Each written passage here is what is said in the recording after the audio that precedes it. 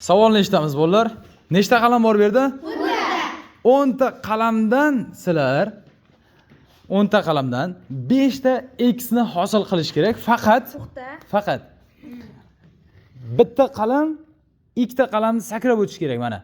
Birinchisini oldimmi? Bitta ikkita mana. Ikkitani sakrab uchinchisiga o'tish kerak. Ha, shoshmay tur. Mana bu ikkitaga yuradi. Keyingisi mana yana ikkita sakraydi. Tushunyapsanmi? Keyingisi sakralmaydimi? 4 ta bo'lib qoldimi endi? Tushundingmi? Shunday kallangni ishlatishing kerak-da. Qalamlarni shunday joylashtirishing kerak. 5 ta x hosil bo'lishi kerak. Topgan o'quvchiga mana sizlarga 2 minut vaqt, 100 ming mukofoti bor. 1 ikkita sakrasin. 1 2 xo'sh. 3 bo'lmaydi mana. o qolib ketdi o'zi. 4 yana chetda qolib ketdi-ku. 10 ta qalam. Bitta. Bunday keldi. Yo, bu bitta bo'lib qoldi.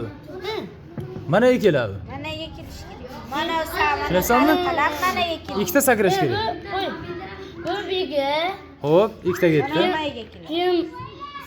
keyin bu biga, Ha, ikkita. Bu qayerga boradi? keyin Mana managa qo'shing. lekin qiluvdim-da sizni.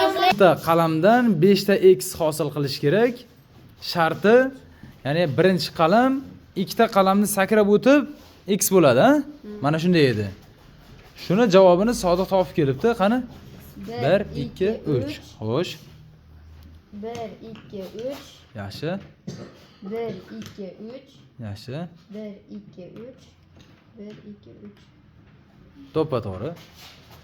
Sodiq javobini topdi.